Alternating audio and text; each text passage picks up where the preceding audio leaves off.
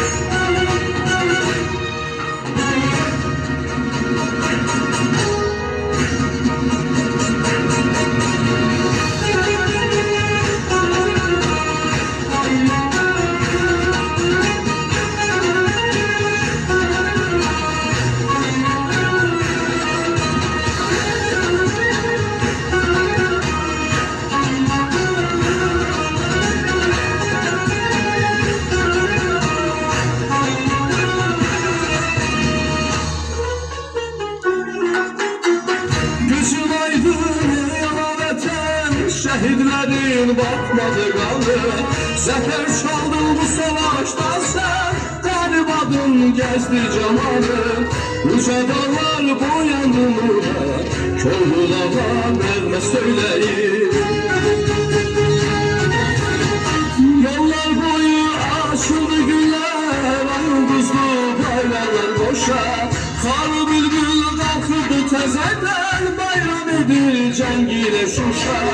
İyi desker olsun olsun, sağ ol desem az ola sene. Azad edip torpaqları, felek verdin milletine.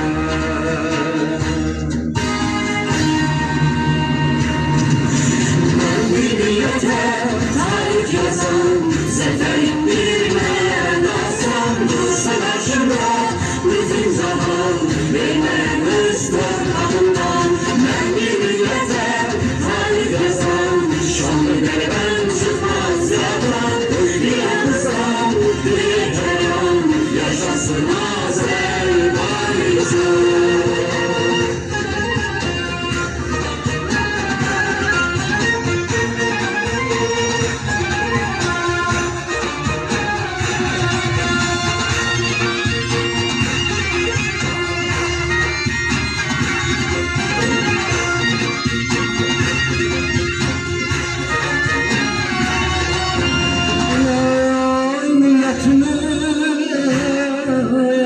Hak yolcusu ya, hakkımızı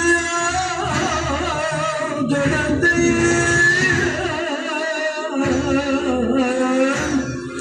Hayran olayız ücretlidir.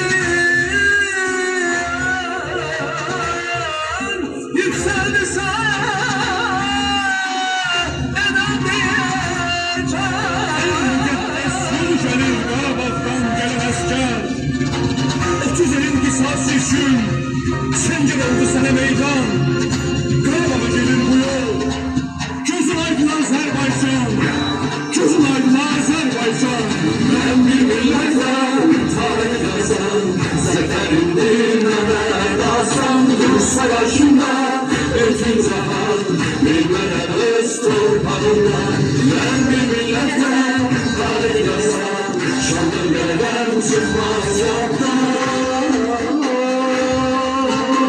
Yaşasın Azerbaycan. Bir milletten tarih yazan, zaferin dinlemeden aslan. Bu savaşında bütün zaman bilmeden öz torpağından.